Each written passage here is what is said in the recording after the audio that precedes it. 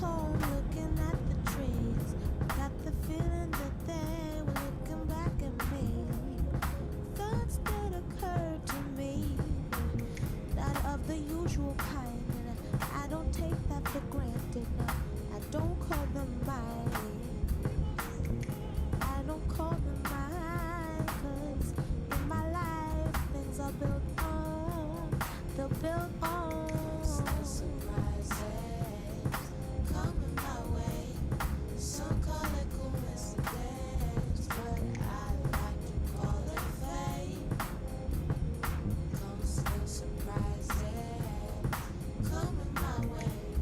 Some call it coincidence, but I like to call it fate.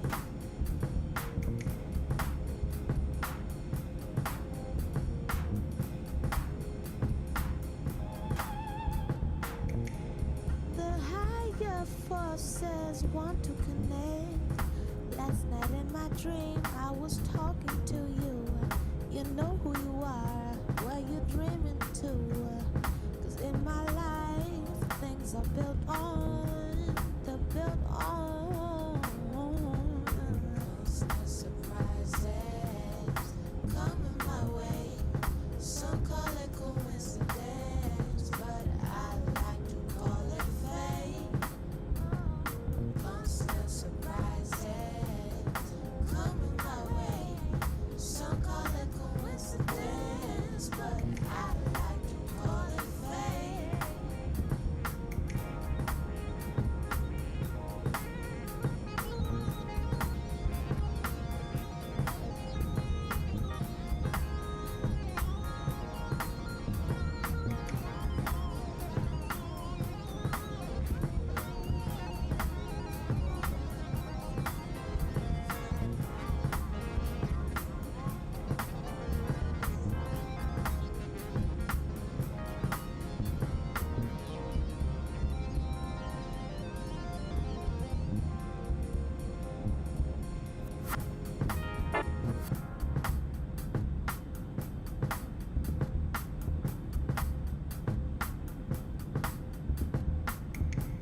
Then on my way home I met this guy.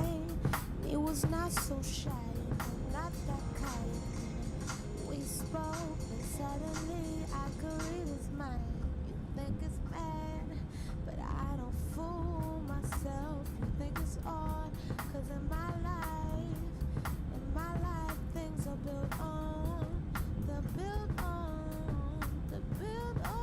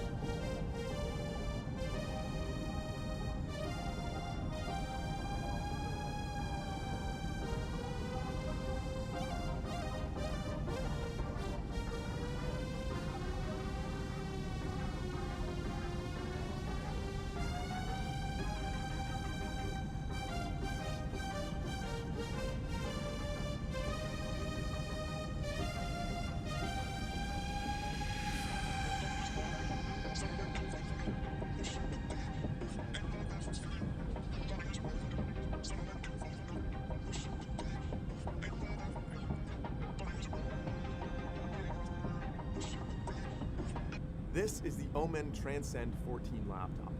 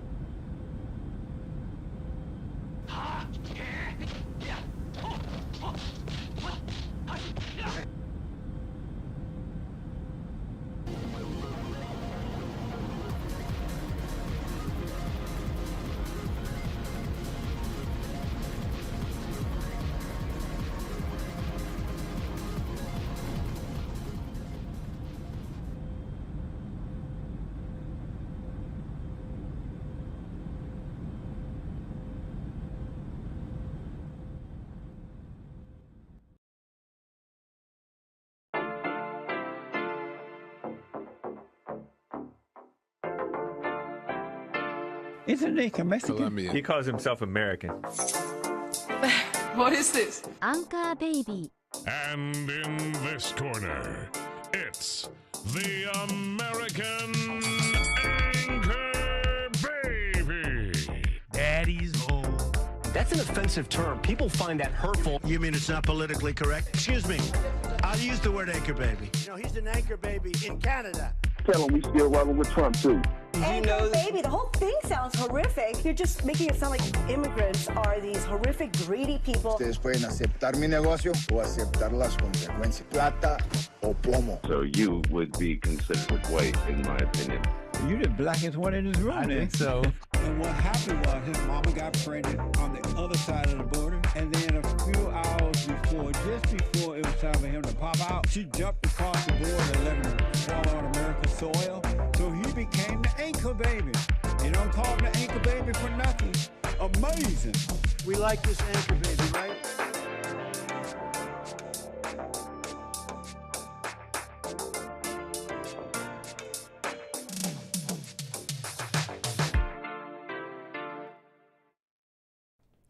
What's up, everybody? Welcome aboard. I'm the American Anchor Baby, your host speaking. How is everybody today on this fine Tuesday? Lovely Tuesday. Welcome to the stream. Kicking it back in the lab. A pleasure to have you all here today on this fine Tuesday. I'm the American Anchor Baby. We got a couple things to get into today. Topics, calls, Discord art contests. Can we do a little sneak peek about that? And we'll hopefully do that as well as this plot. We're going to get into all of it, folks. Appreciate you being here. I am the American Anchor Baby, like I said. And we got topics and all that. And, of course, calls. You know the drill. If you want to call in, it's 844-900-2229. Lines are opening up right now. That's 844-900-2229 if you want to call the Anchor Baby here. Welcome, everybody. We got ways to call. Many ways. You could use a web browser if you'd like. The link is in the description. And you can also just connect through Discord. If you ever see me in there, link is in the description for that as well. Streaming on rumble.com/American Anchor Baby, DLive.tv, and punchy.tv. How's everybody for the fifth time? Welcome, welcome, welcome. People rolling in. Very nice. Freaking wizard, you say? Looking Middle Eastern, you think? Yeah, I got that going on a little bit. Rocking the Elder Peterson, West, Swain, Kane, T. I woke up like this. I don't know what to tell you. This is my natural. This is how it goes naturally. Right on. Art contest going well, but we definitely need some more entries. Maybe we could inject some life, Carver. Maybe we could do a little sneak peek, or is that killing it? When is the last day for the art contest? That is funny, falconing. I've gotten that growing up a lot. Middle Eastern. Yeah, I get that sometimes. Especially in Canada. Very nice. So when's the last day for the Discord art thing? Can we do a sneak peek, inject life into it, bring people into the fold? Questions on my mind that my chat can answer for me, maybe. Something I want to do today. That'd be nice. So I wanted to also get into some of this some of what you guys are up to in the Discord. Maybe we could do some viewer stuff later. Definitely some of this art. Very nice. Sneak peek is amazing. What's up, David, Clayton, Carver, Alias, Falconing, Lord, Zenu, Z, Matthew. What's up, Francisco, Mr. Pink, Keysmo, Matt. We got Tar Baby Yoda. What's up, Javier? Thank you, Lord Spike Protein. Welcome, sir. Very nice. What's up, Brian? Look, everybody rolling into the chat. What is the goal? I think the goal is, let me check the pinned message. I'm officially starting the Anchor Baby art contest. The rules are simple. Must be Nick related. Must be your own. Must say art in the post so I can find it easier. Link is in the description to join the Discord if you want to be part of it. We got some cool stuff already in there. Hey, welcome. Look, I wanted to get into some of this war plot stuff. Whoa, Iran? What's going on? What's the info drop? And what is really going on? Maybe I want to get right into that, but we failed to get into just a little bit of this mess since it's so viral, it's everywhere. We were kind of going to get into it yesterday, 4B movement and all the your body, my choice controversy. They got the children in schools. They got the parents in schools in America receiving letters saying, your child, there's misogyny in the school. And, the bambinos are going around saying, your body, my choice to the women. Obviously, brainwash. Obviously,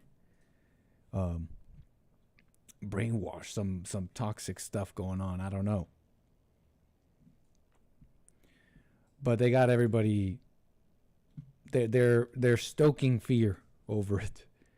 Your daughters are gonna be in America with less. They already have less rights. That night when Trump won, yeah, that very night they already lost rights. It's some of the mentality even. I think some people even say these things.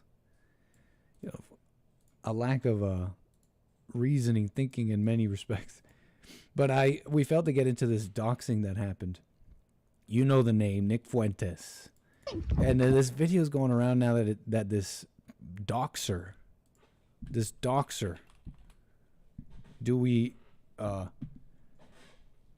is, I don't know, lady, is this a woman? Feminist, Marla Rose, it's all over the news, doxes this Nick Fuentes, pressing assault charges in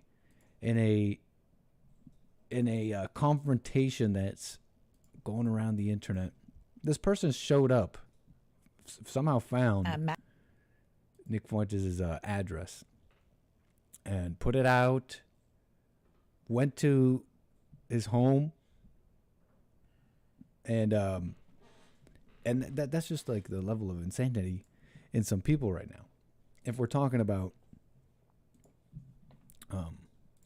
just decency and let me just move some things around here.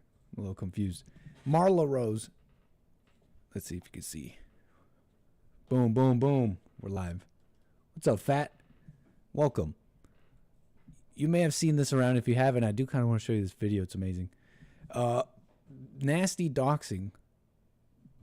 And a lot of people, I don't know what this is. Some ads. Let's ignore all this. Bras for seniors. Don't pay attention to that. That's not important.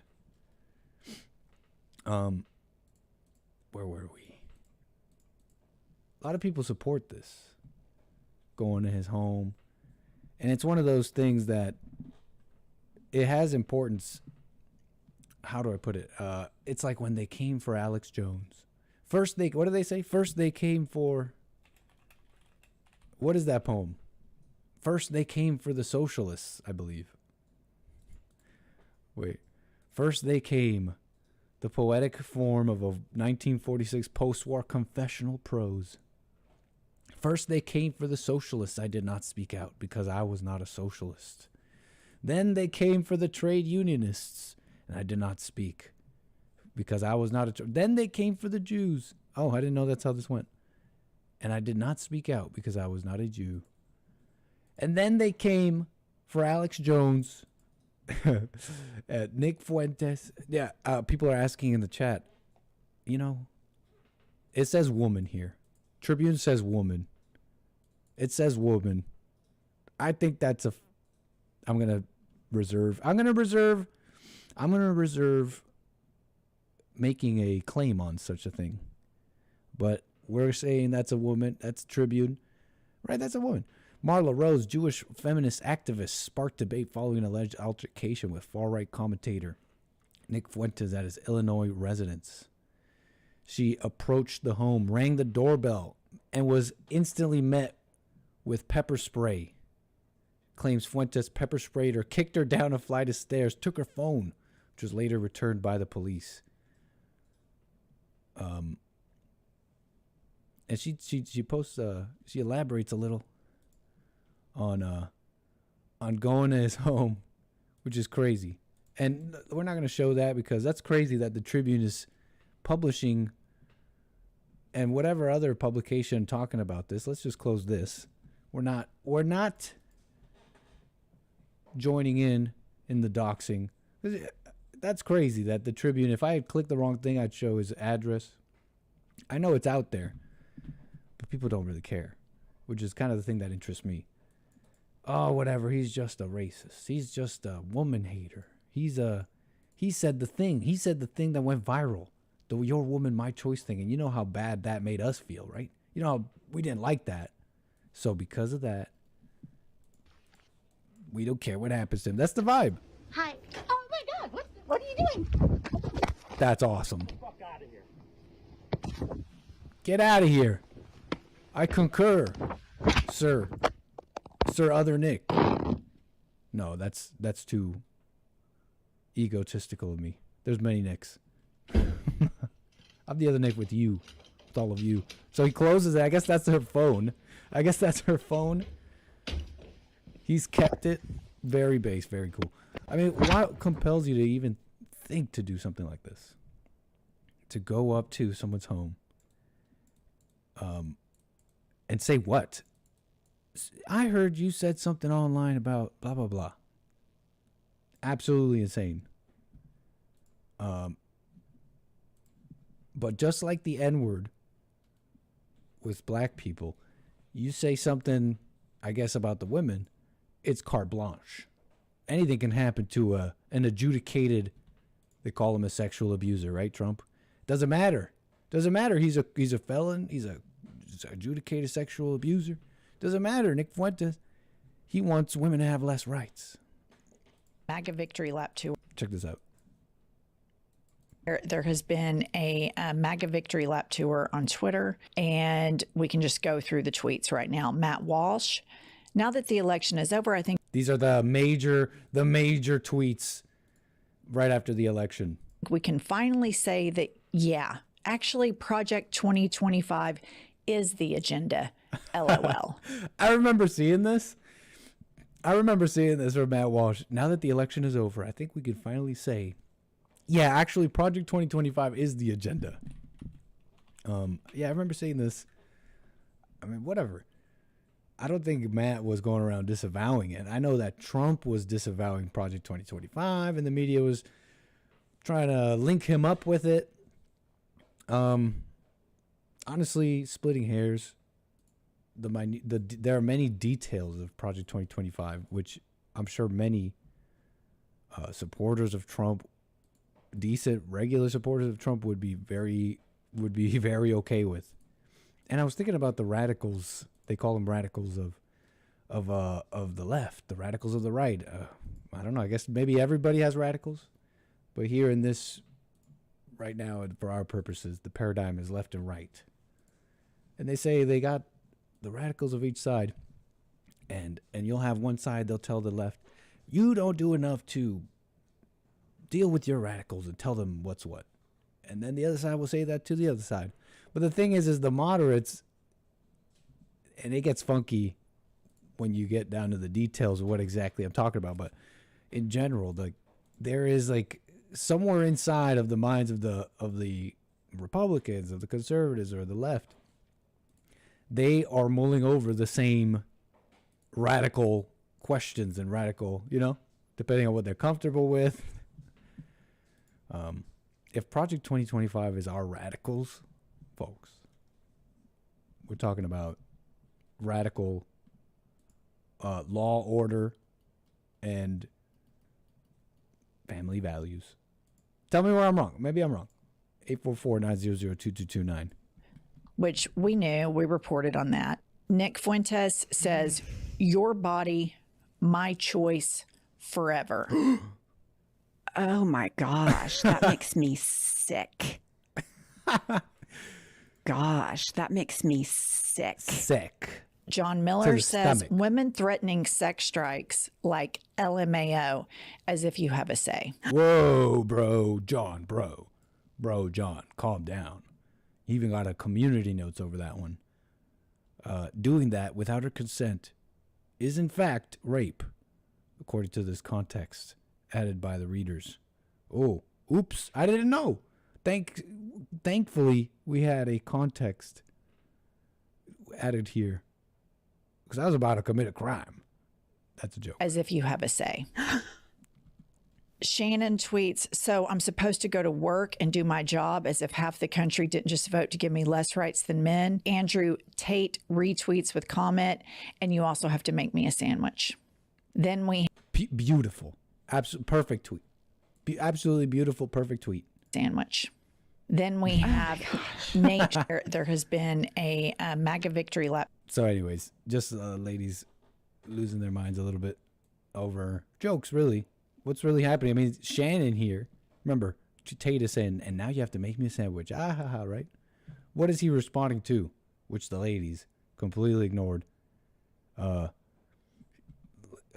Shannon here, what's Tate responding to? She says, I'm supposed to go to work as if half the country didn't just vote to give me less rights. Is that not just as offensive, militant, divisive, and radically concerning as Tate's response? I think so, if not more. Chad, we got to bait the women. I got to get in on this. Grow my Twitter or something. Anyways, so reactive, so true, Francisco. But that's the doxing that happened and the insanity and the emotions on high. As you might know, just wanted to show you that with this individual. I mean, I heard Trump wants to protect concealed carry. So we'll get into that later, but people shouldn't be going onto people's property. In some states, that's a big no-no. In some states, you can get yourself in a lot of trouble, right? Meaning shot by the owner of said property. So I don't recommend it. Calm down, cool it down. Like Joe Biden said. Joe Biden said it's time to lower the temperature. Right on, Biden. I agree. Lower the temperature, they say. Lower it. You know, on that, it's time we get into some of this high temperature Iranian plots. They say they're trying to kill our president. President-elect, former president, they call him president forever. President Trump, they're trying to get him, they say. And so they've uncovered a big old plot. I want to get into this Daily Mail article and get some of these details out to you, see what you all think. Give you my thoughts real quick. What's up, Dank Daddy? Nice to see you in my chat. I wonder if I forget if I usually see you here, but you always crack me up with your save Nick at all costs fan fiction. Appreciate you fighting for me, man. Don't let me get deported, folks. Listen to Dank Daddy. Say, like the stream. Don't let me get deported. That's how you tell Trump that this is one of the ones, the anchor babies you want to keep. Okay? Like the stream. In fact, like the stream to tell Trump that I'm one of the anchor babies you want to keep, okay? Like the stream to keep me in America. What's up, Joe Mama? Appreciate that, folks. Have some decorum. You guys come in, enjoy the stream, won't even click the like button, won't even save me from deportation. Very rude. Okay. Iran so far. Don't come on my property, FYI. Fair enough. Fair enough. I'm upping the emails to Trump crew about flying this baby out of here immediately. Your little baby alias name? It's okay. I can stream from other countries, right? But anyways, look, I want to get into this Daily Mail article. Some fascinating details. Maybe your thoughts on this. Expanding my thoughts on this, right? I mean, we're doing a show. What's up, other side? Welcome. And, of course, 844-900-2229. Check it out. Mastermind behind Iranian plot to assassinate Donald Trump is pictured for first time as he remains at large. I'm sure some of you may have heard of some rumors, talks of that it was Iran possibly, allegedly, behind at least some of the attempted assassination. So I want to go through this a little bit. The mastermind, they say, behind a chilling plot to assassinate Donald Trump, and not just Trump, an Iranian American journalist. You know, I look at this woman and I'm like, what was it? I mean, I know I'm just judging on looks alone, but is this really an assassinatable? That's not English. Is this a high value target? If I'm judging by just a picture, I'd say no. But what do I know? If I'm judging from just a picture, I don't know. Is this really a high value target? I guess so. Iran. Let's talk about it. Father of five, Farhad 𝒔𝒐𝒄𝒊𝒂𝒍𝒔. I could be butchering the last name, but 51 years old, was revealed to have admitted to orchestrating the terrifying scheme. So this guy admitted to it, which was thwarted by the FBI and involved 3 alleged hitmen who were hired, allegedly, by the feared Islamic Revolutionary Guard Corps to carry out this hit. This guy was apparently brought up in Virginia, got there at the age of 9 along with his 6 siblings and his family. Okay, his parents, his 6 siblings, they go to Virginia. He's 9 years old, and they go there from Afghanistan for a better life. That's what Daily Mail says. Is Afghanistan? What do they call Afghanistan? Right, the graveyard of empires, they call it. Afghanistan, the graveyard of empires. So many have tried. So many foreign powers have tried to enter, take it over, achieve military strengthen there. Haven't been able to do it. No one's been able to do it.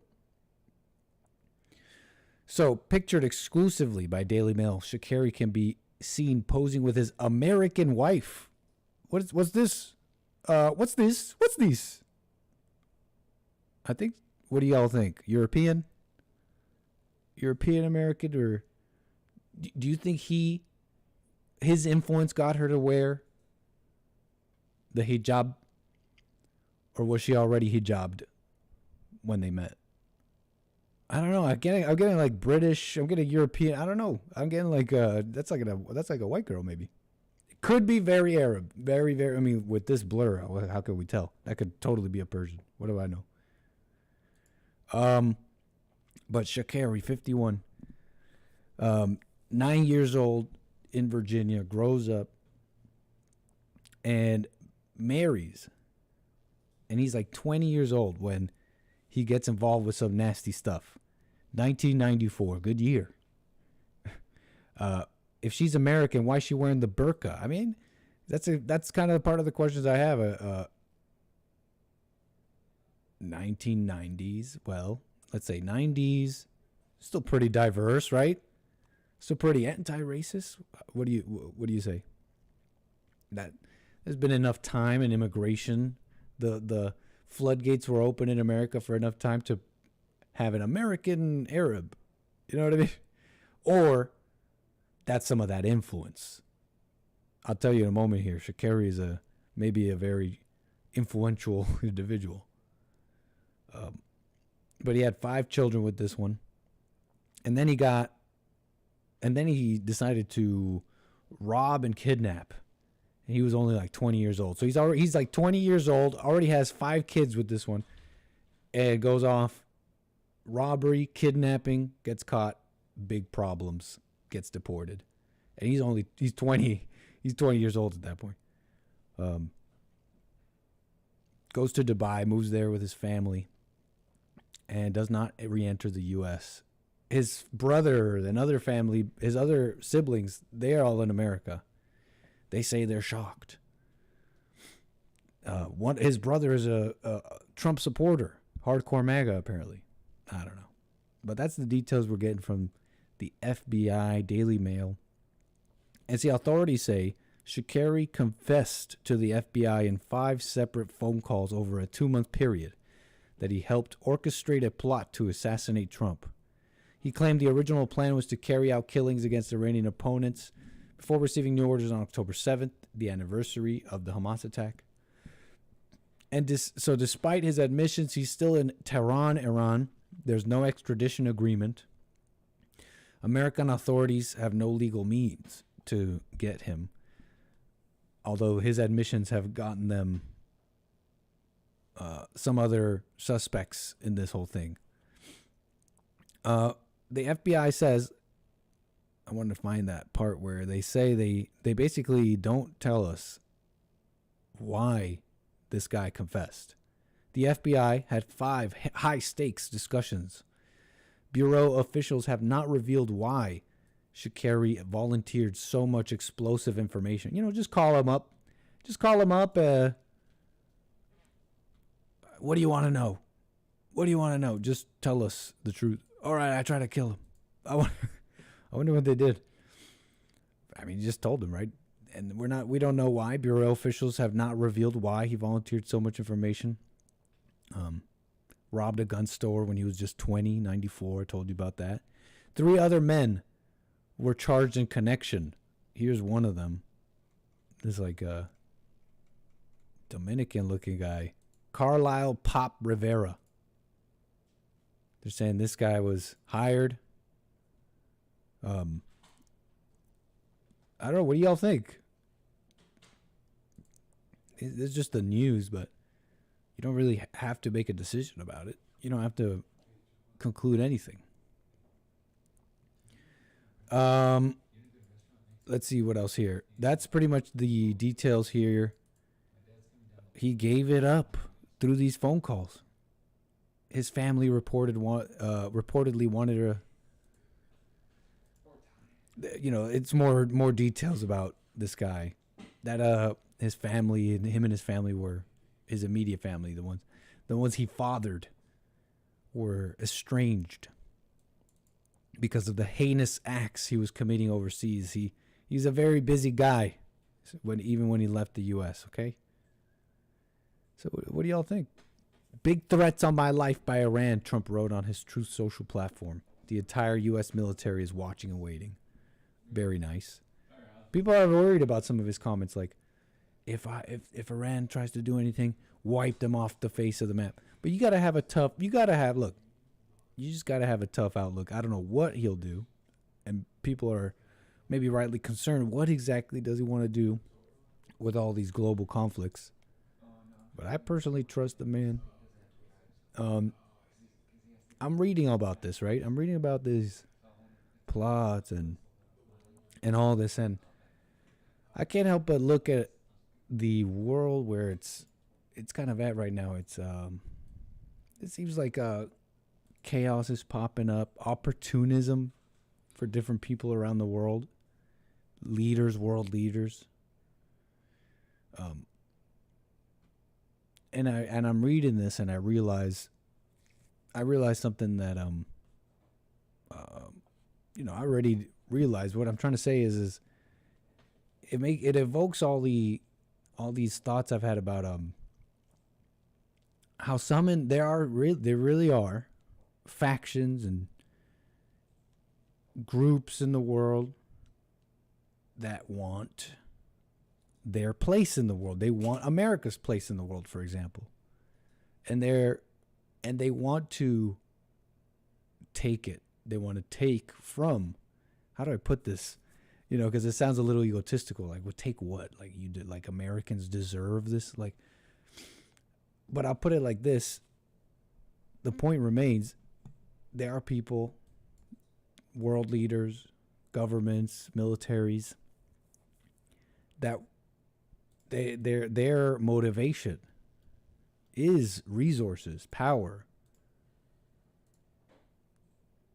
and they're fine with taking it from Americans, and part of that process is the shaping of public opinion. You know, they say about enemies from within. You got the enemies, if we'll put it like that, of America, ideologically, military, whatever, are quite happy seeing America destroy itself. In fact, many of them are even actors and people in America who are quite happy seeing the American people take on whatever demoralizing and weakening behaviors and thoughts about each other, about society, about their thrills, their vices. They're quite happy seeing Americans harm themselves, because when you harm the individual and the person, you bring down the whole standing of the nation. In simple terms like money, GDP, productivity. But where do those things even come from? Where do you even get a productive people? Where's the source of even that?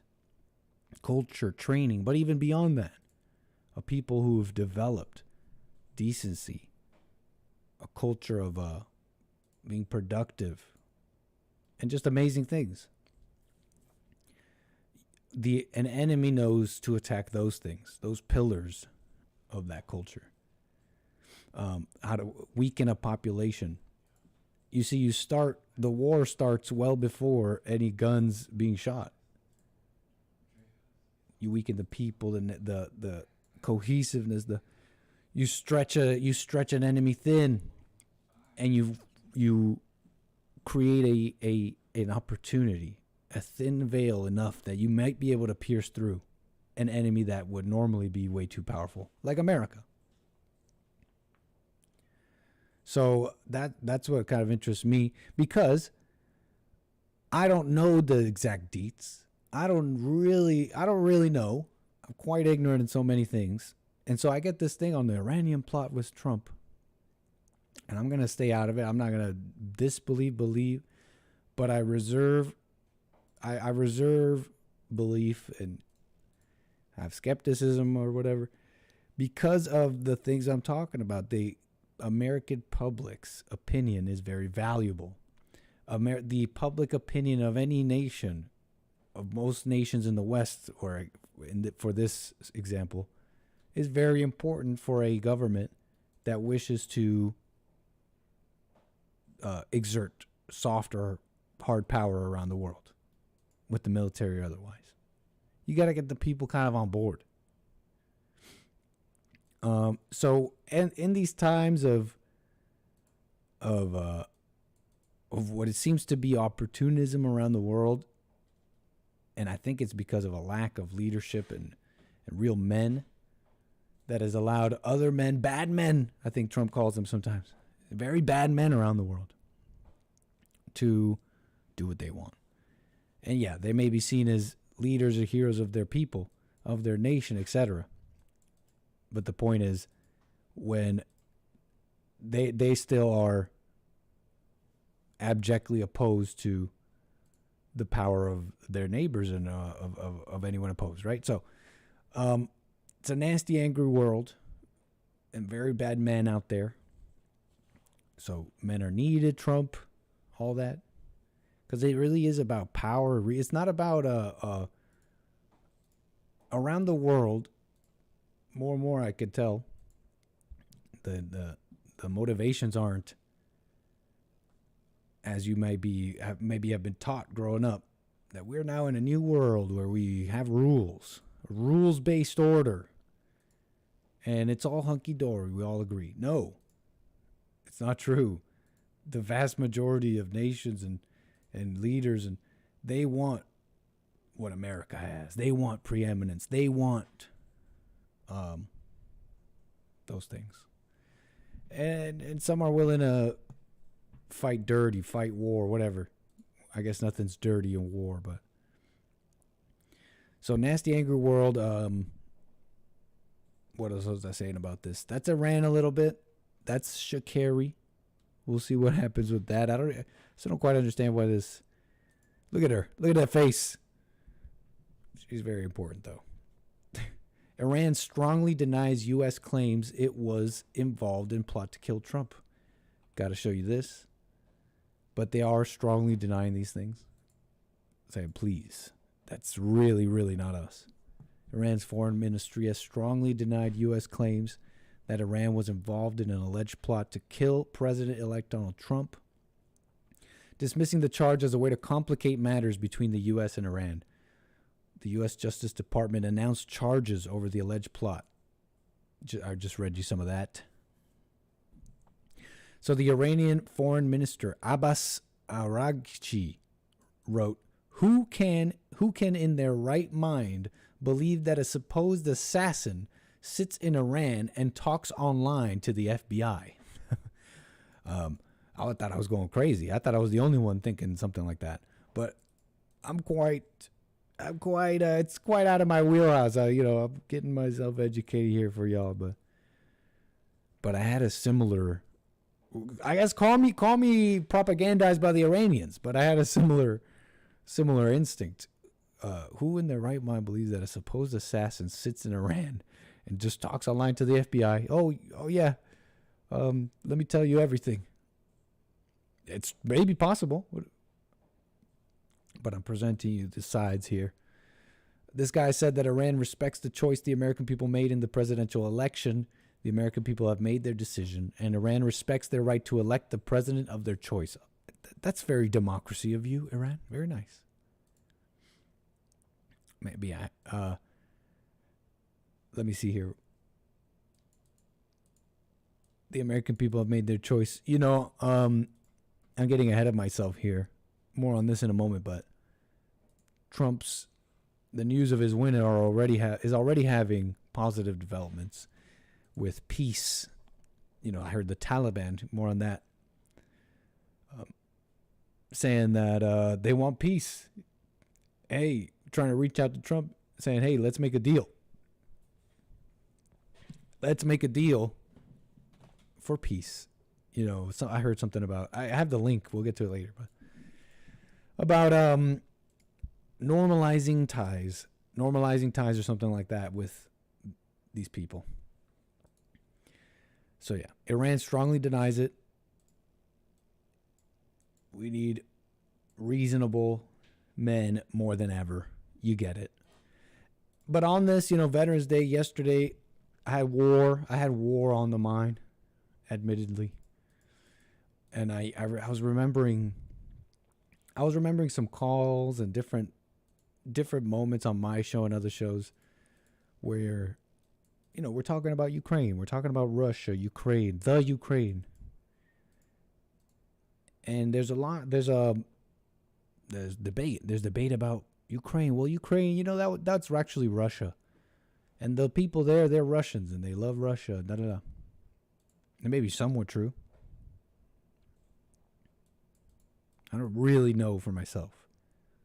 But I know Russia went in before this war, right, 2022. They had gone into Crimea. They had done like a vote. They put out a vote. Hey, they came in, they invaded. They're like, hey, to the Ukrainians here, tell me, would you rather be Russians? And they said, according to the Russians, we did the vote. They want to be part of us. On the other end, though, there are men fighting, probably, maybe even right now. And they're out there. They call themselves Ukrainian. They're calling these men invaders. And they are spilling blood over it.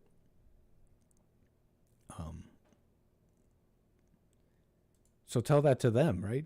Tell that to them. They're not a nation. I'm not making any claim or debating it. I'm just telling you the reality. And here's the reality of what's going on over there. Because Russia right now is gearing up to take back some land from Ukraine. I want to show you, to maybe kind of give you the scope, the sobering reality. Because you hear about that in the news, you get the maps, you hear about Ukraine, what an amazing offensive and all this. I want to visually show you in a way that maybe sobering reality what's going on over there. So you may have heard of some amazing work done by the Ukrainians to take a place a city called Kursk. I want to show you this in this cool little map. The blue, this border here, is that side is Ukraine. This side is Russia.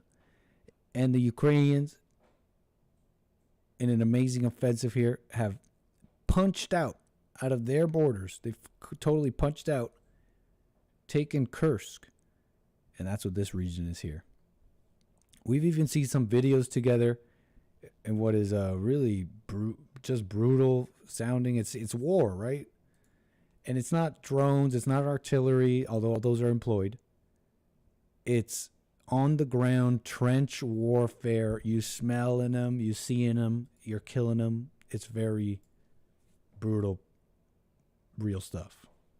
Almost scary. I mean, many of you were, the ladies in the chat were scared that day watching the war stuff.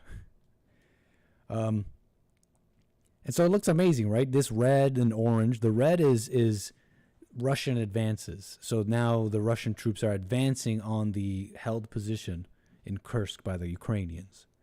And these Russian advances, the orange are claimed Russian advances, are part of their mobilization to retake this little area, this city. But let me zoom out here so you can really see what's, because this looks amazing, right? You got to take in what's really going on. Now that we've zoomed out, it doesn't quite mean the same, does it? Because all this red. See, what's outlined in black was taken by Russia before 2022. Crimea, Donetsk. Since then, they've taken all of this. That's all theirs right now. They have troops in there. You may have heard of the Spring Offensive, they called it. The Ukrainian Spring Offensive, very successful, and they did a tour in Congress, the Zelensky, and they asked for money. Let me show you this Spring Offensive. The Ukrainian advance, these tiny little blue pockets. These tiny little blue pockets is how much they've taken back. The orange pockets is how much is in dispute that they've taken back, but the blue is the latest on what they've taken back. Seems like a little tiny amount, right? Seems like a tiny amount. What did this all cost?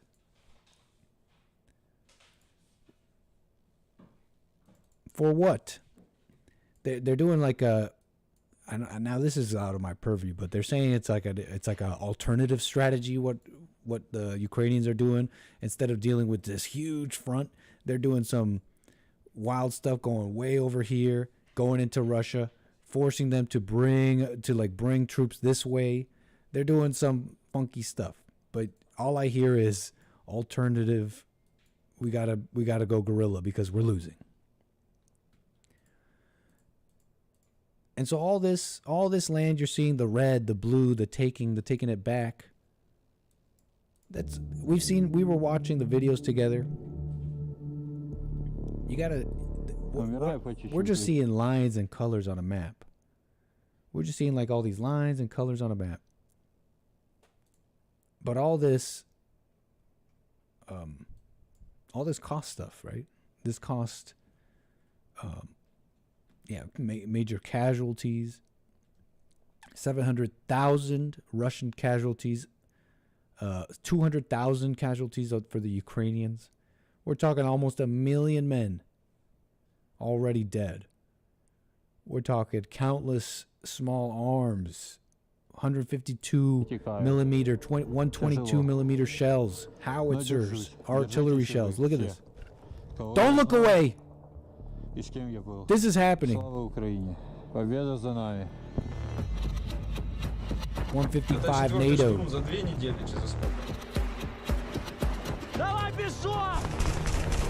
Grenades. Life. $40 billion for Russia. We're talking $322 billion for economic consequences. $81 billion and then another $104 billion from America to Ukraine.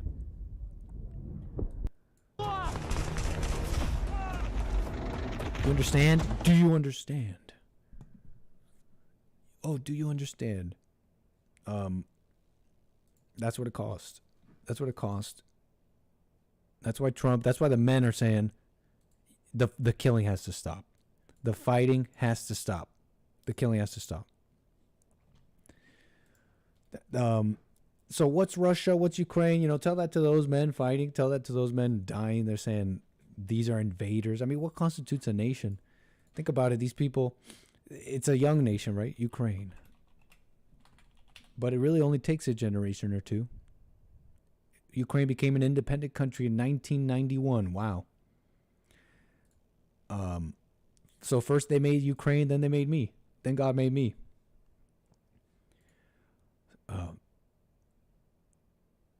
But really doesn't take much. You got some people living on a place. You place a border. They call it home. They call each other family. And you got atomized people, aka the Russians, right? They're a grand big the Khans, right? No, what's their ancestral stuff? We'll get into that some other time. I don't know what we'll talk about there. So that's the casualties. That's the war map with Kursk. I think it's a little bit of a sobering map and a look at the whole thing. And how really the only people that care about the Ukrainians are the ones asking for peace. Didn't this guy, don't they say this, Neville Chamberlain, they say this guy was a coward, an appeaser, they would call him. World War II. He was the guy before Winston Churchill. Craven appeaser, they called him. Craven appeaser. Meaning contemptibly lacking in courage. A craven appeaser, they'd call him. I heard some Neville Chamberlain hate the other day. I think on the Hake Report. Not from Hake. But when you really kind of read about some of this stuff, so many people, not even just the Europeans and the British and Winston Churchill's cabinet and all that, a lot of people in the government and leading stuff, they get excited for war. They love it. They want it. They know that it's glorious. They can bring money. It can bring many things. And that same thinking is the thinking of the bad men around the world.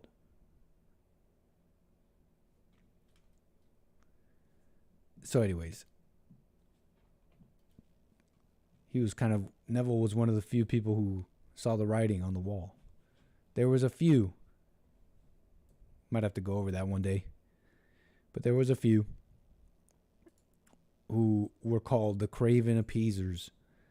But they had the courage to say, are we really going to plunge the world into darkness over something that can be dealt with in a different way? But anyways, that was then. This is now. That was then. You need the this. Wait, hold on. That was then. And this is now. North Korea said it tested its most powerful ever intercontinental ballistic missile, or ICBM, on Thursday. State media KCNA reported that leader Kim Jong-un was on hand for the launch, which he was quoted as saying was a, quote, appropriate military action intended to demonstrate the North's, quote, counteraction will to its rivals. The test drew swift condemnation from the United States, Japan, and South Korea. Shin Seung-ki, head of research on North Korea's military at the Korea Institute for Defense Analyses, said the launch was likely to test an improved version of an existing ICBM, possibly. That's kind of amazing, right? Like, how, the Koreans must have something amazing, right? Some of the greatest, all the peoples in the world, they might have something special. In our, or at least in the anchor baby's mind, his view of history, seems like they're quite exceptional peoples in our recent history. With the Asians, the Chinese, the Koreans, they might be some of those, right? Definitely the Chinese. I mean, they've been around for so long. But that North Korea is like one of the few places, and I disavow this I want total U.S. domination under the leadership of a Christian like Trump. But one of the only nations to carve out like their own order and checkmate in a sense total U.S. domination in their region. You got am I off base here? Like, don't you have to be kind of a special people? You can't just can one guy really do that? Can just a handful of people, maybe a handful? That's really all you need in most cases. But the Korean stock, this got to be something amazing. But they got the missiles, and look at these guys marching. The latest test. They all have NVGs in this shot.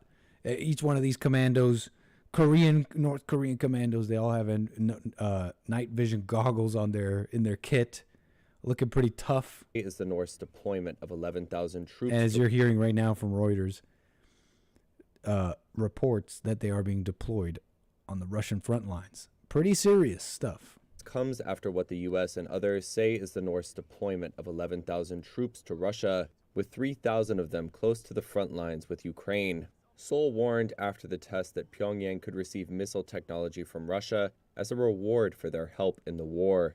Neither Moscow or Pyongyang have directly acknowledged the deployment. So, they're out. They might be at. There's reports they're out there fighting in a significant escalation, bringing into the fold, into the fight, another nation's troops in a big way. Not proxies, not bombs, but people, allegedly. So more than ever, right? More than ever, we need a man. So what else about this? What else?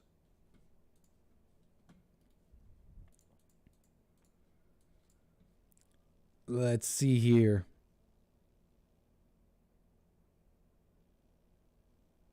No, we don't need that. So, anyways, that's going on. Israel. Death tolls in Gaza, blah, blah, blah. What's the quick rundown on that? Basically, they got to return the hostages. But the hostages, well, the whoever has them can't give them back. That's their bargaining chip. And what's the deal they want? Well, you stop Israel, stop with whatever you're doing in Gaza, and all that. But Israel said no. Not only will they not stop in Gaza, they won't stop with Lebanon. And militarily, makes sense to me. You got missiles from the north, from Lebanon, way too close. You got Hamas in Gaza. That has been an absolute mess, which could not stand after the 7th. So that's militarily speaking, but that's the problem they're having now. And then, of course, Iran with their promises to strike back. Incredible. So we'll see what happens with all that. Calmer men are needed. And like Biden said, we got to lower the temperature. Where's Biden been? Biden. Look at Biden. Here he is. We love Biden. President Biden, do you think that you can get a hostage deal by the end of your term? Based. Wrecked. And they say he has no mental acuity. And they say he's slow. He's suddenly real sharp ever since everything else. They're saying he's lost it. But as far as I'm concerned, in this video, he's shown that he's as sharp as ever. Obviously, he just ruined that dumb reporters with the weird voice, which makes me think it's almost like a joke. Like this person is joking, but they're a reporter. He just ended their career. If you didn't hear, he said, do you think, what did he say? Let's hear it again. President Biden, do you think that you can get a hostage deal by the end of your term? You think you could get hit in the camera? He says, President Biden, do you think you can get a hostage deal done by the end of your term? Do you think you can get hit in the head by the camera behind you? Wrecked. There's no coming back from that. A hostage deal by the end of your term? Think you can get hit in the head by a camera behind you? All right. Wrecked. What a stupid question, woman. No, it was a fine question, I think. I think it was a fine question, but maybe it's like, stop asking me questions that you know the answer to. I cannot do such a thing. Unless you had Trump, Biden, call out to Trump, do this together, make a hostage deal before you get out of office, and then go out of office with your aviators on and explosions behind you, hand in hand. Is that tough, hand in hand? Or is that gay? No, you can do it hand in hand, right, two men? Well, you guys know what I'm getting at, right? Walking away, explosions behind you, and Joe Biden's aviator sunglasses. We did the deal. Sorry, Kamala. That would be awesome. That would be awesome. Some fantasies, some fantastical situations and scenarios. One I stole from the Hake Report. I think that would be great. He was playing sick to get out of work. Oh, what a mess. That is funny, Francisco. She should have asked Obama. All right. But anyways, that's it from all that with the war stuff and the opportunism. But, I did want to, I wanted to mention this real quick since there's a couple of crossroads here with this next video. And we got aviation, war plots, opportunism and chaos around the world because men aren't in control, particularly in America. We get it all in this one, in this story here. White House responds after Spirit airplane hit by gunfire from Haitian gangs. They're wild, and it's not even it seems almost, from what I gather, it seems purely chaos. Just gangs. Not even it doesn't seem like there is even any plan here. They're just shooting at American planes because, I don't know, this our land. I don't know. It's chaos around the world. Look. Just briefly a follow-up.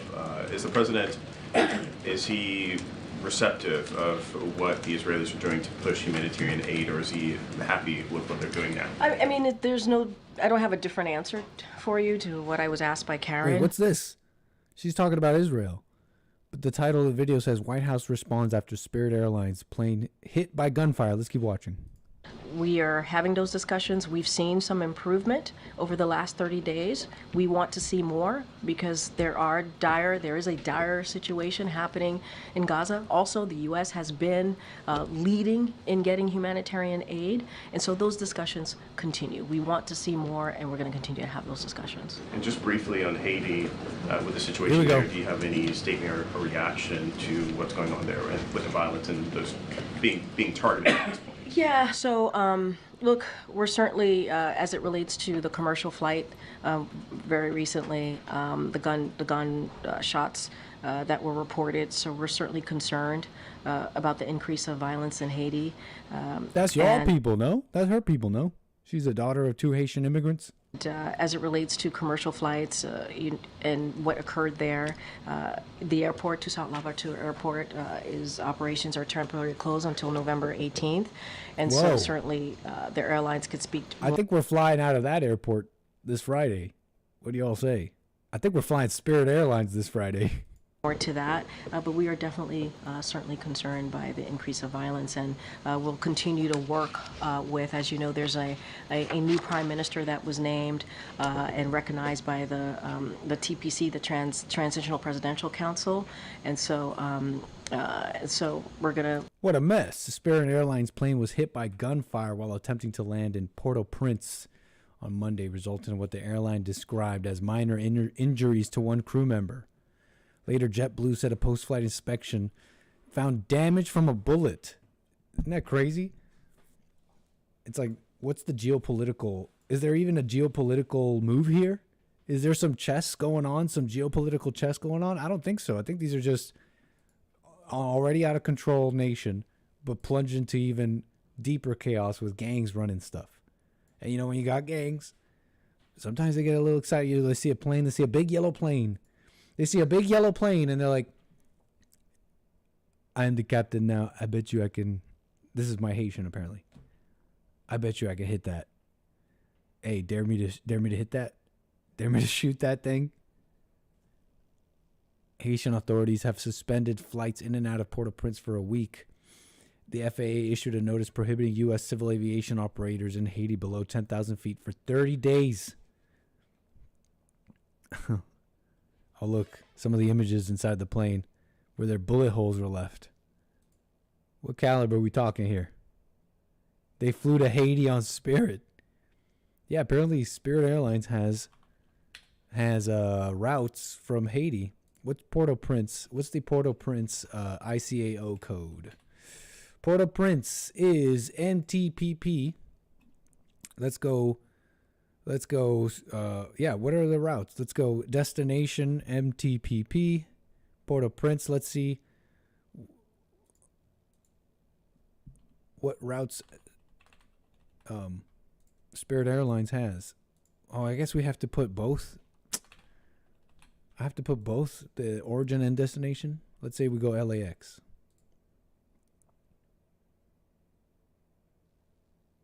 Only American Airlines. We'll figure it out for Friday. What a mess. Haiti is a pirate zone. Naval warfare only. So anyways, that's the story with that.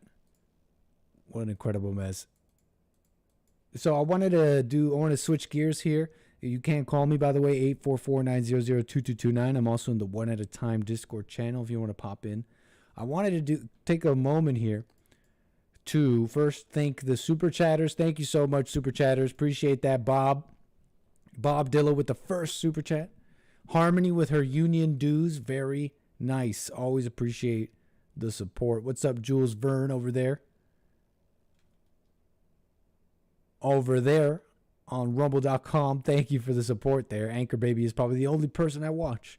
The real Nick that is younger than me. Hey, man. Thank you so much, Jules. We got D-Live people. Thank you for that. D-Live team is telling me, please do not stream pornographic content on D-Live. I don't do that. Thank you so much, Aries. Appreciate supporting me on D-Live. All right, so that's the super chats. Thanks for the support. Let's get into some Discord mess. I got the Discord open. You can join the Discord. The link is in the description if you want to be part of it.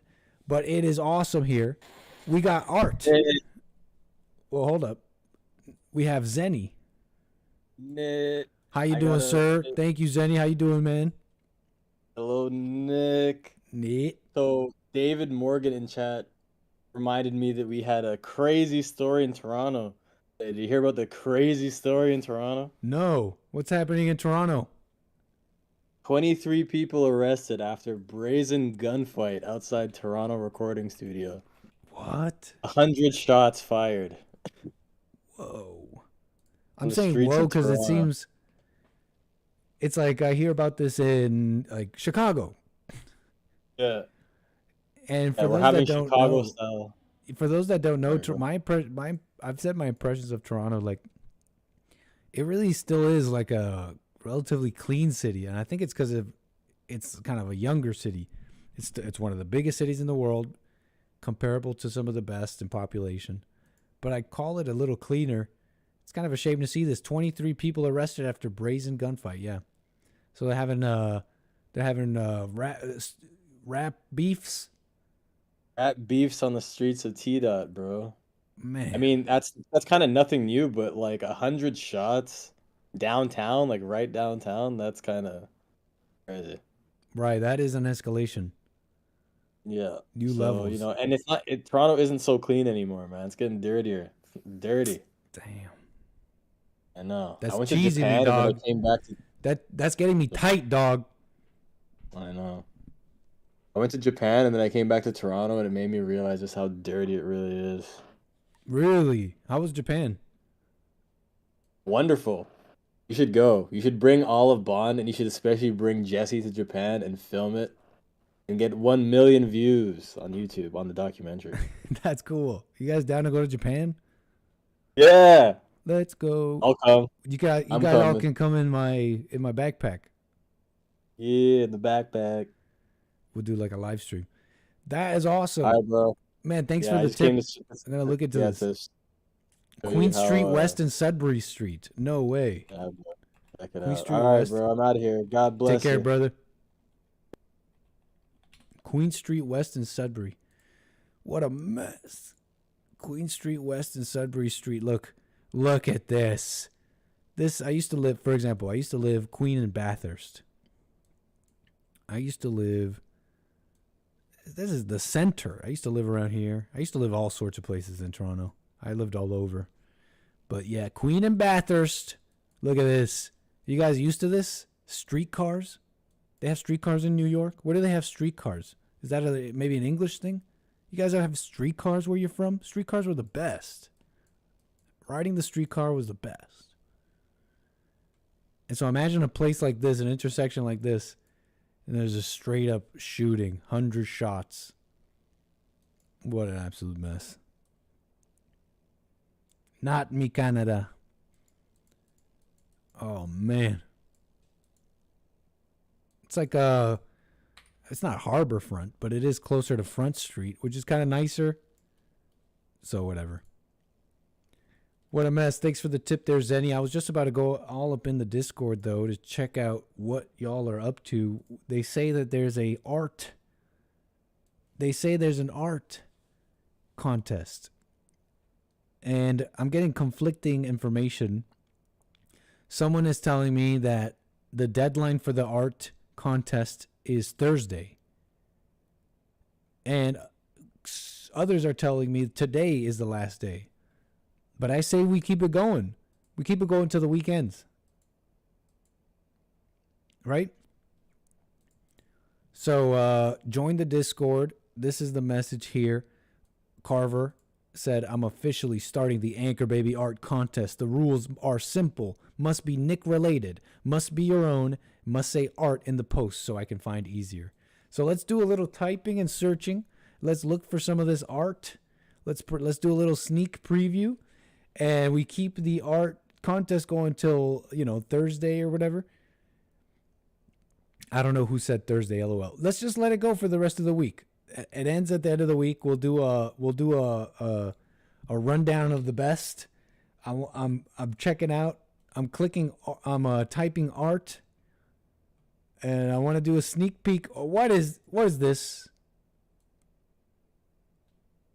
Okay, never mind. Art contest over.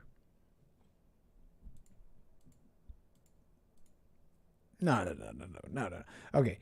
Yeah, art contest over. Yeah, we can end that art contest. It was fun, whatever. No, I'm not mad. No, I just don't really feel like doing it anymore. No. I'm not mad. I don't really care about this art thing anymore. I think it's dumb. I think we're done.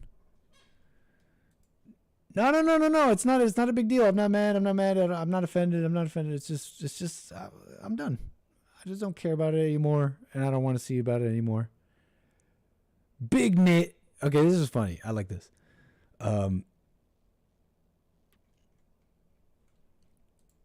Hot dogs. Don't mess with a hot dog. This is awesome. Whoa. We got some talented people. That's freaking awesome.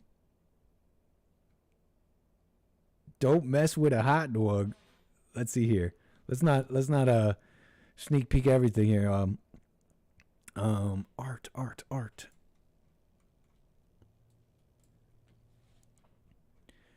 Join the Discord, folks. You could be part of this. Oh my gosh, look at this masterpiece. Under the Sea. Nick robbed a pie shop in that one. Underwater Anchor Baby. If you wanted to see me underwater, amazing. I'm telling you, we got talented people up in here. We got talented folks.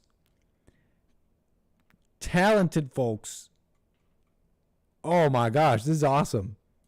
Now this is not exactly, I don't think this is exactly the art contest, but this is art in the Discord. And Carver here with some incredible JLP little guys. This is awesome. How do we make this an emoji? I need to learn how to do this, all this stuff. I know that we can do custom emojis and stickers and stuff for the Discord now that we're boosted. Thank you to all the boosters. Thank you to everybody who's first class. As you can see here, if you boost the server, you will enter first class. You will be set apart from the rest. You will be first class. It's an amazing thing. I think there are perks. I got to look into all that. Make sure we're using all the things. I heard that I can allow the viewers, the people in the Discord, to add their own emojis. So I'm going to look into that, and I'm going to make it open so that y'all can add it in, because this is awesome. What is this, like an 8-bit Jesse? That's freaking awesome. Is this me as Jason? Jason Voorhees? Is that what you call him? Very nice, Z. Oh my gosh, I forgot about this. I'm in love with this. You got to take in the simplicity, the colors. This needs to go up in a museum. We need to have a gallery, because this hot dog is charging up a Kamehameha wave. Impressive stuff. I'm truly impressed. I'm truly impressed. I am truly impressed by all of you. So keep it up. Thank you for that. Discord, the link is in the description. If you would like to join, make some memes, make some stuff that we can maybe check out later on in the week. I love it. Art. So artistic. Hey, now we're checking out the viewer content. If you guys ever want to send me stuff that you want me to review on the show, videos you want me to react to, topics I need to get into, definitely jump into the viewer content section. It seems like the viewer content section lately has been more of a kind of also a place to maybe kind of post personal stuff, like what y'all are up to, what y'all are cooking. Kaya's girl dinner. I won't dox you, Kaya, but that's funny. Kaya's girl dinner. That looks like a boy dinner, but that's funny. Lasagnas, what they cooking? What you cooking? We need a cooking text thread where you guys put what y'all are cooking. Let's do a little quick dive for y'all, just so y'all can see what's happening. Ugh. This is the crawl. Now we got about 24 to 30 inches of space down here. My system's right there. Now you see that ductwork that's on the ground right there? Well, this is work. That's the issue. Oh yeah, this is work. Can't be on the ground, so I'll take care of that in a moment. But just so y'all What's see up, Terry? What goes into y'all having AC and heat. You better be thankful. In this modern time. This is what it takes for you to have Let's do a little quick your dive, AC and all your creature comforts. Brian had to crawl in filth and possibly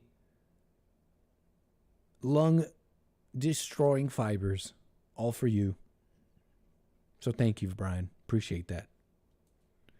Very cool, guys. Jump into the Discord. Leave me some movie night suggestions. We're going to have ourselves another movie night, and I got a nice one for you, I think. I'll make an event on Discord when we do that, okay? 844-900-2229. Let's get into something else. I had saved this, and I wanted to get into this. Let's see how much time we have. I had saved this away. I had placed this away, filed this away. Elon Musk brought some attention to this. A clip that's a little bit old. I think it's this year. I think it's within the year. I think it was within the year.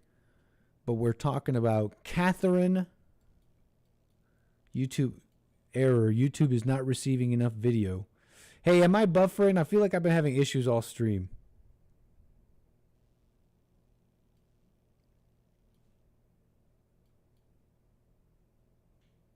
Hey, we crashing? Test, test. Am I here? I'm suddenly having major issues, I think.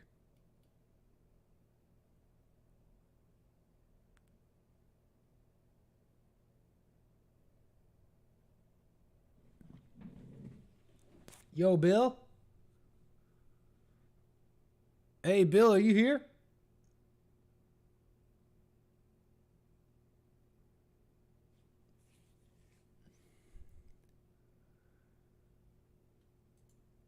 Hey, Bill?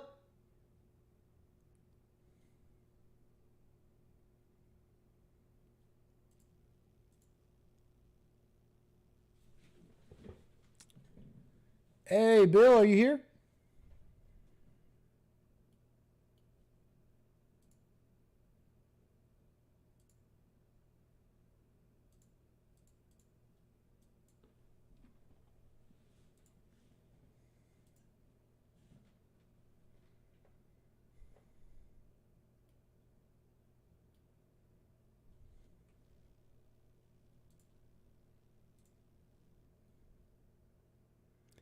Hey, Bill? Yo, test, am I back? Test, test, test.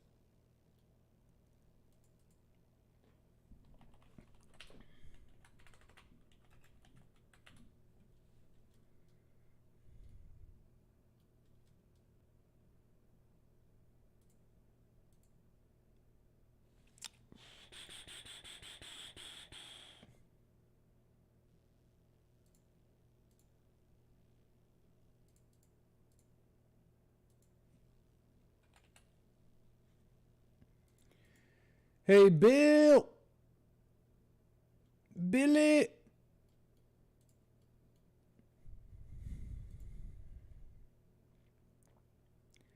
Hey, Chad, am I back? How am I coming in? How am I coming in? We hit a bit of turbulence there.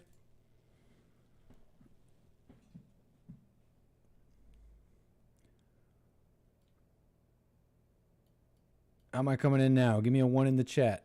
Hey, thanks, Terry. Elder, Peterson, West, Swain, Kane.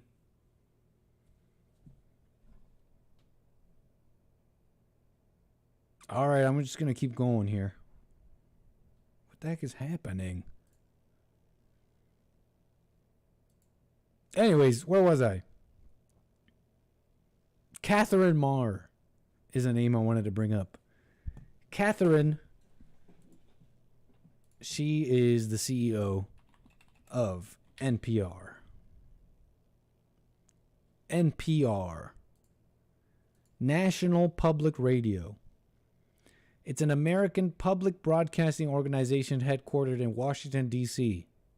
Give you the rundown. I'm sure you know about NPR. For those that don't know,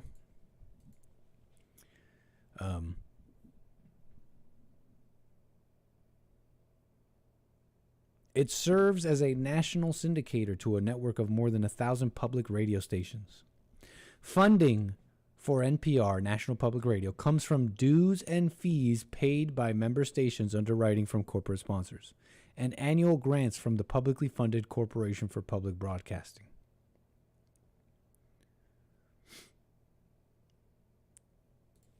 So basically, some tax dollars to translate.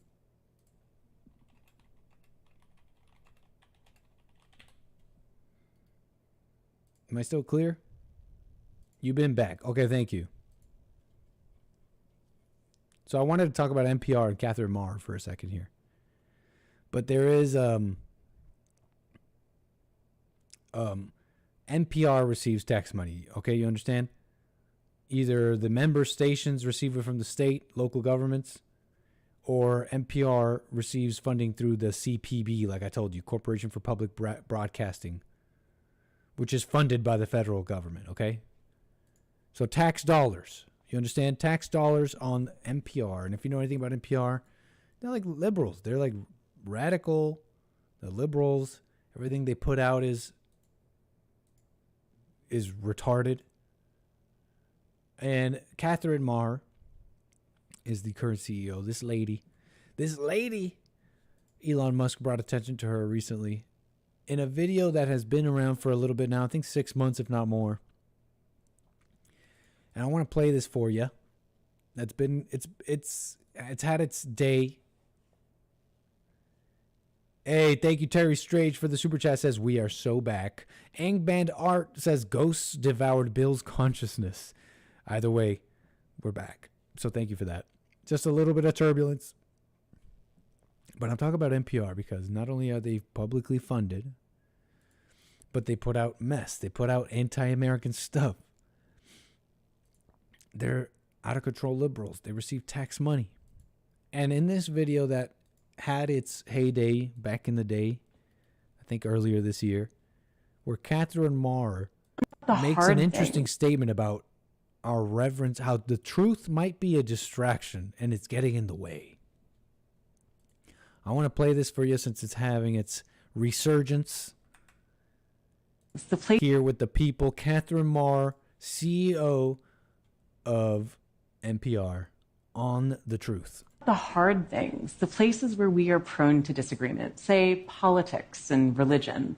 Well, as it turns out, not only does Wikipedia's model work there, it actually works really well.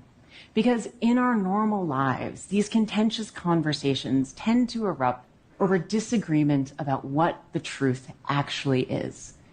But the people who write these articles, they're not focused on the truth. So what has she said so far? What has she said so far with gobbledygook and word salad? All she has said so far is people disagree over the truth. That's all she said so far. Well, these contentious conversations and the truth and all she's saying is, which is something we all know, people disagree about stuff. Oh, okay. Well, Catherine Marr, tell us what's so important. Focused on the truth. They're focused on something else, which is the best of what we can know right now.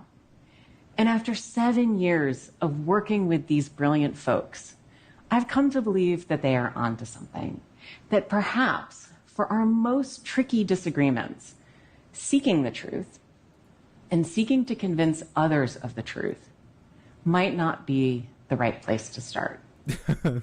Whoa! Tell us how you came to this conclusion, Catherine Marr. In fact, our reverence for the truth might be a distraction that's getting in the way of finding common ground and getting things done. Now, that is not to say that the truth doesn't exist, nor is it to say that the truth isn't important. Clearly, the search for the truth has led us to do great things, to learn great things. But I think if I were to really ask you to think about this, one of the things that we could all acknowledge is that part of the reason we have such glorious chronicles to the human experience in all forms of culture is because we acknowledge there are many different truths. And so in the spirit of that, I'm certain that the truth exists for you and probably for the person sitting next to you. But this may not be the same truth. This is because the truth of the matter is very often, for many people, what happens when we merge facts about the world with our beliefs about the world. So we all have different truths. They're based on things like where we come from, how we were raised, and how other people perceive us. I know air. I know oxygen.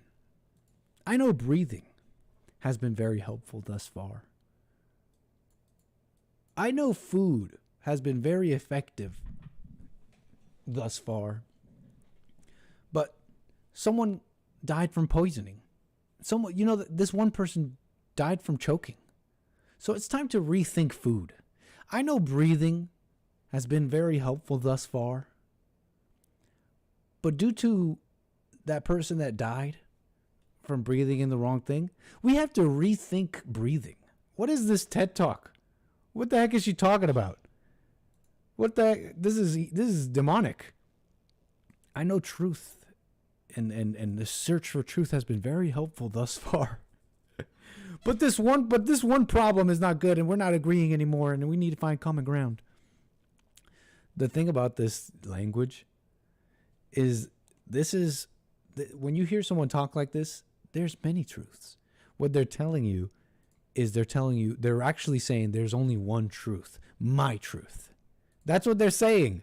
This type of language is militant, communist.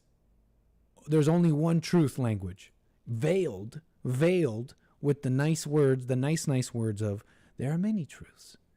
Really, they're saying there's only one truth. And if you disagree with my one truth of we're diverse and diversity is our strength and we love then you're wrong and your truth is not allowed in our many truths. And you'll notice they'll do this to blacks. They'll do this to anybody speaking the truth against their one true truth of many truths. They're con artists. Yeah, Francisco. They're con artists. Why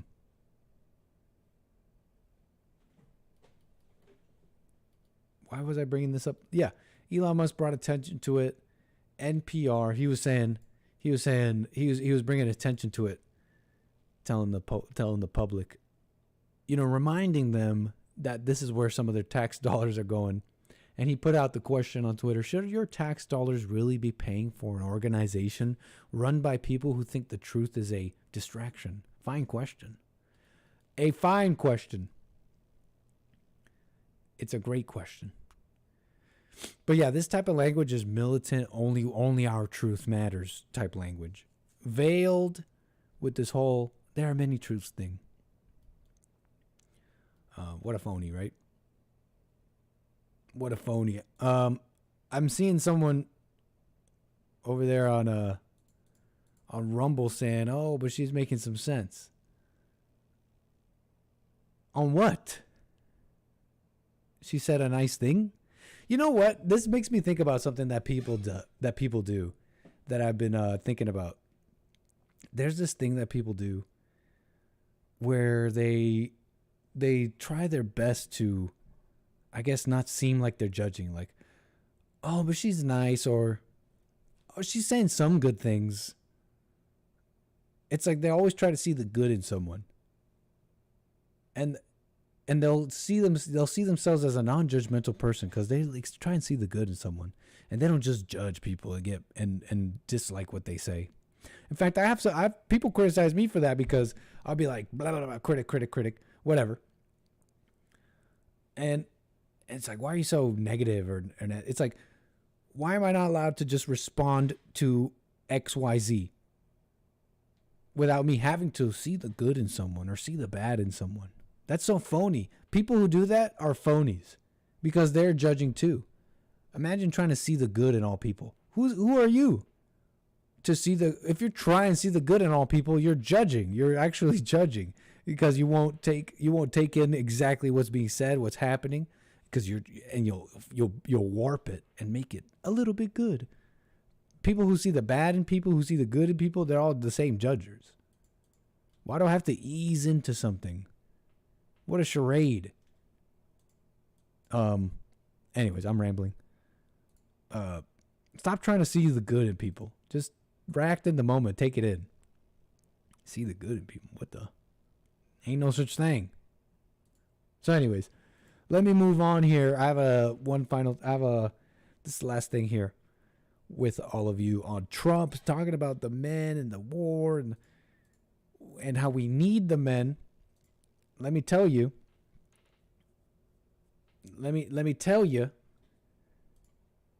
that there are good signs, good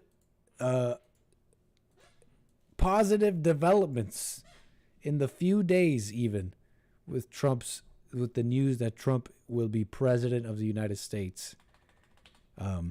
In just a few days, there's been talks of, for example, let me look it up. Where was it? Afghanistan's Taliban government hopes for new chapter with Trump election win. The government hopes the future administration will take realistic steps toward concrete progress in relations between the two countries.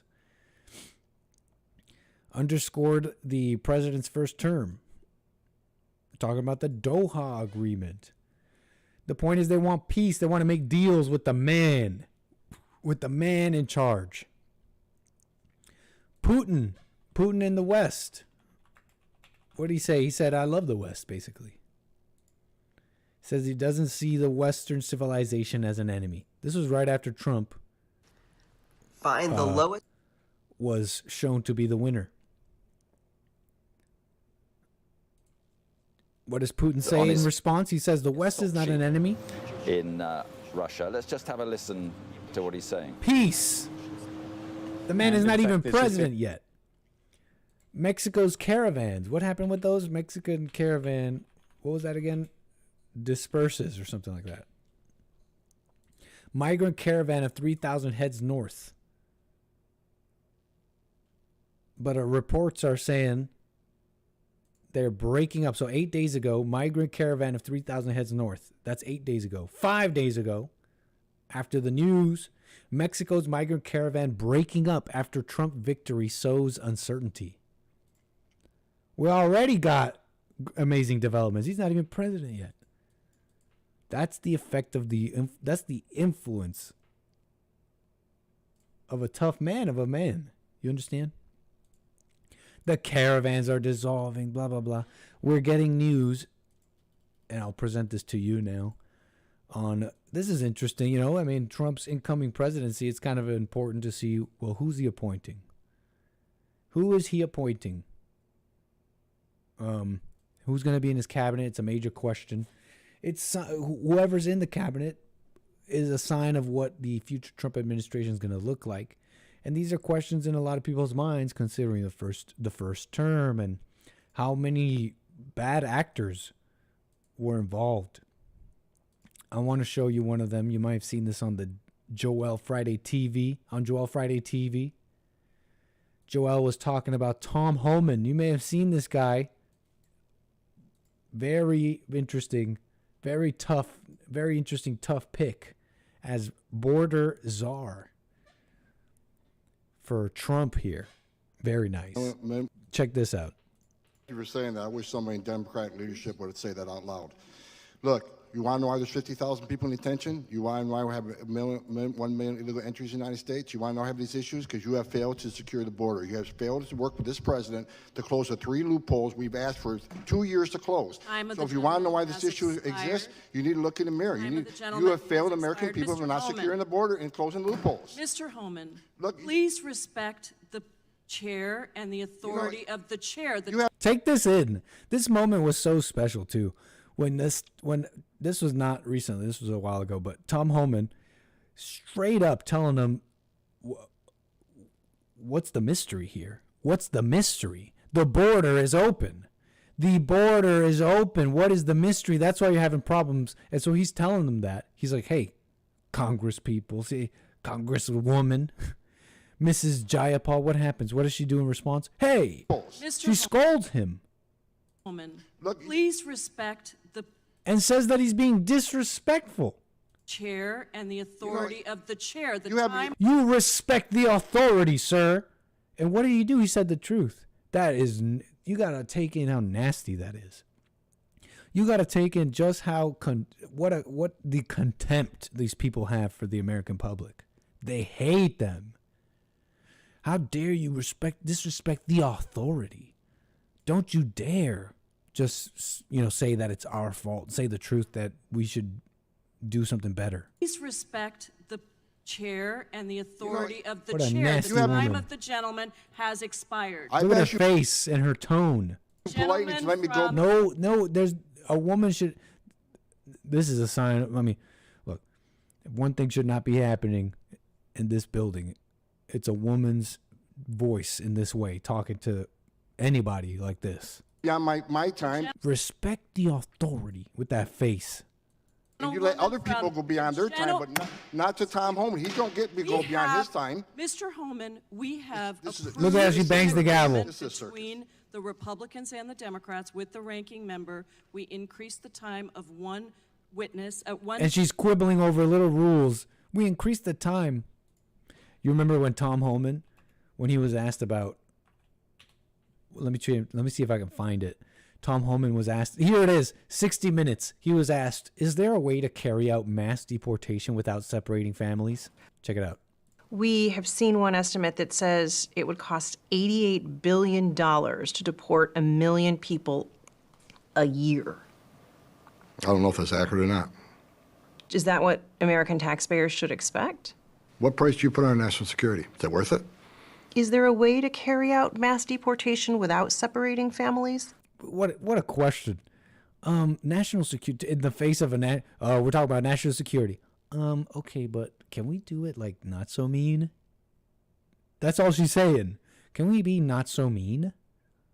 That's in the way of national security, securing America, putting America first, doing the right thing, bringing about law and order, having fair, true, actual fair, free elections and democracy, blah, blah, blah. This is in the way of that. Women saying, but can we not be so mean? Way to carry out mass deportation without separating families? Of course there is. Families can be deported together. Boom! We separating families? Of course there is. Families can be deported together.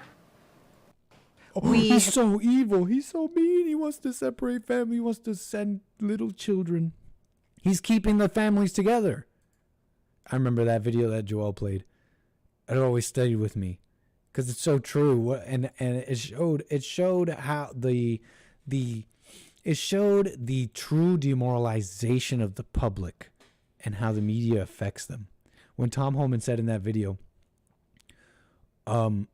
if I was drunk driving, something I'm paraphrasing now, but he described a situation where an American citizen would be so-called separated from his family in America. Should he, for example, be with his child while committing a crime and get arrested for it? Guess what happens? You get separated from your family. That was one of that moment for me was, it really put on display how stupid the public is, really. How stupid the public is. Where they were just told something that sounds bad. That's all it was. Families get separated when you break the law. That's what happens to Americans. So that's awesome. Tom Homan, great pick, Mr. President Trump. You know, I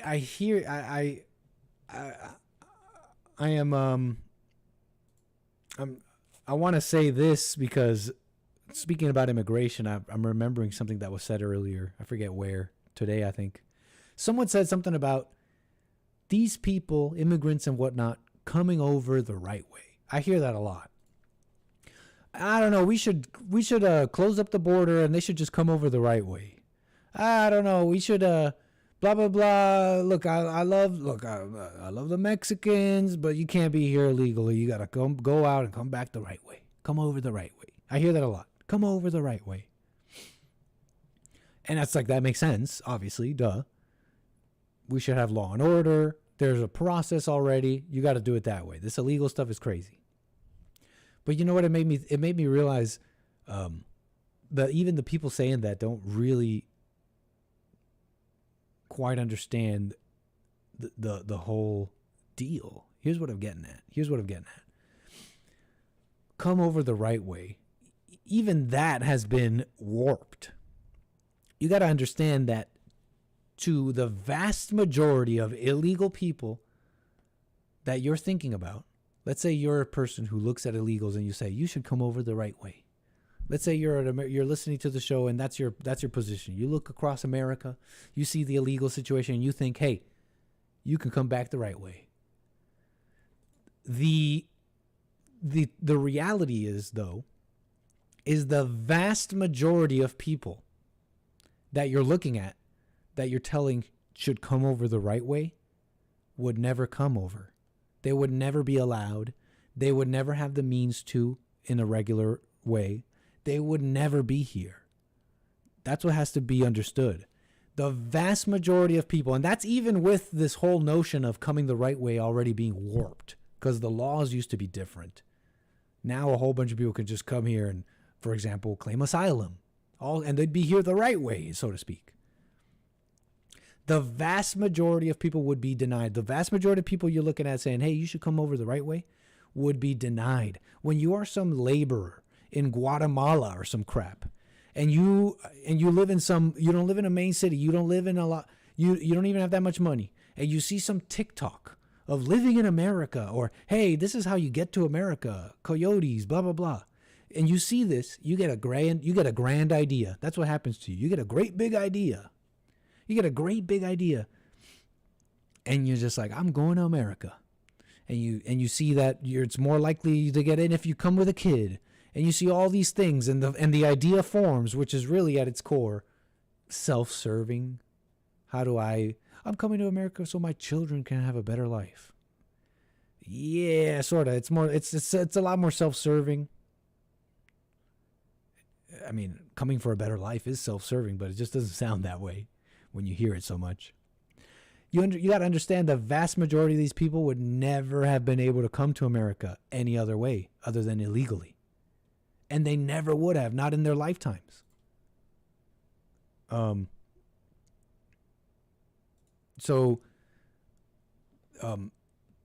Yeah, that's just the reality of the situation. I don't know if a lot of people get that in a sense. Like the vast majority not only wouldn't be able to, they shouldn't. The vast majority of these illegals not only wouldn't have come here, they shouldn't.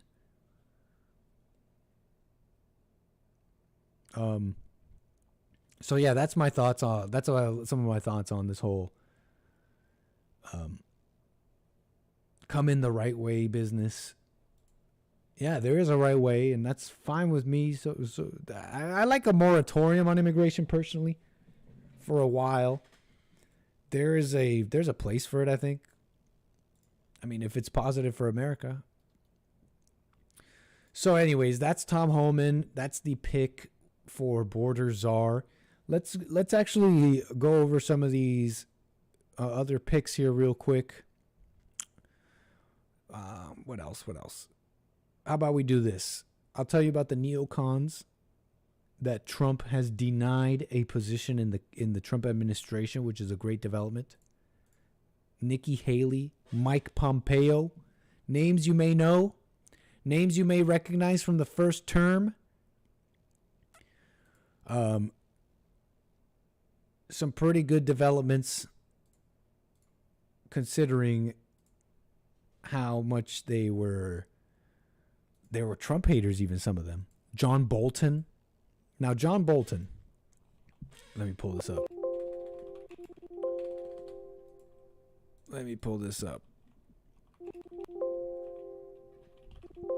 Oh my gosh.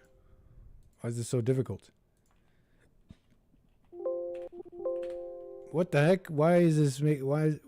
I can't search anything right now. What the heck?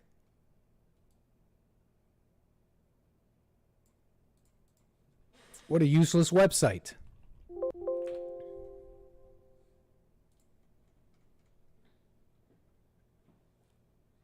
Oh, what's up, Bill?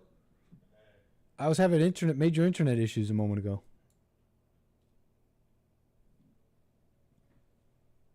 So, anyways, where was I? I'm trying to tell you about some of these cabinet picks, and how it's a nice development that Mike Pompeo, that Trump has ruled out Nikki Haley. You remember Nikki Haley? She ran against him, and she's a establishment, big time establishment neocon. Very aggressive with foreign policy. We need to have soft power here. Am I back? Are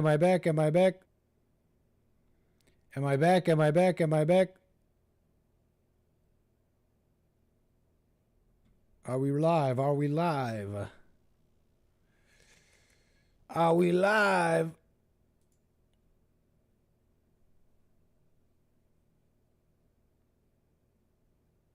Hey, what's up, y'all? I think I'm back. What a mess. Not sure what's going on here. I was ranting and raving. They said I was ranting and raving. I was just trying to present to you some of these cabinet picks, these Trump administration picks. How about we get into it tomorrow, folks? That's it from me. We have a whole segment about this, and you guys might find this interesting because the talk in the town is about mass deportation. You ask me, I think that's great. I think it's a necessary thing to deal with the riffraff. There are a number of, but on this topic of mass deportation, there are some signs that point to different thinkings, different levels of thought on this. You got the people who basically, word for word, Trump, hey, I'm doing the biggest mass deportation. If you're illegal, you're out of here. And so that makes sense. But there are people around Trump who are almost seemingly trying to hijack the whole thing and change it to mass self-deportation, for example, is a term they're throwing out. Some of the big money actors around Trump who started donating and flipped in Silicon Valley in the very recently are saying, "Oh, we support Trump and all that, but if there's a bunch of people, we got to start, if he starts deporting families, a whole bunch of people, like we want the criminals out." And so now they're poo-pooing Trump's own commentary on mass deportation. I want to get into all that tomorrow. And not only that, the mainstream media is already going around finding families to get them. CNN is going around finding families and getting them to, and making articles and stories about them saying that those affected are taking action because Trump has promised to close the border and mass deportation. So now they have these emotional articles talking about this or that particular family who will be affected. All emotions, all trying to mess with you. It's an absolute mess. We're going to get into it all. We're into that and more tomorrow, folks. I'm out for now. I got to do some check. I need to check what's going on with the intranets and figure this out, folks. Join the Discord if you guys want to be part of it. Like, subscribe, leave a like, do your thing. You guys enjoyed the show. You're kicking it back. You're talking in the chat. Maybe you even muted me and you're just chatting, but you're still here. You're enjoying yourself and all that. You won't even click the like button. You won't even click the like button after all this. Click the like button. Show some decorum. You come into my home. You kick off your shoes and you won't even click the like button. All right, folks, that's it for me. Take care. See you tomorrow for more American Anchor Baby, Bond Network, and more. Appreciate it, y'all. Bye.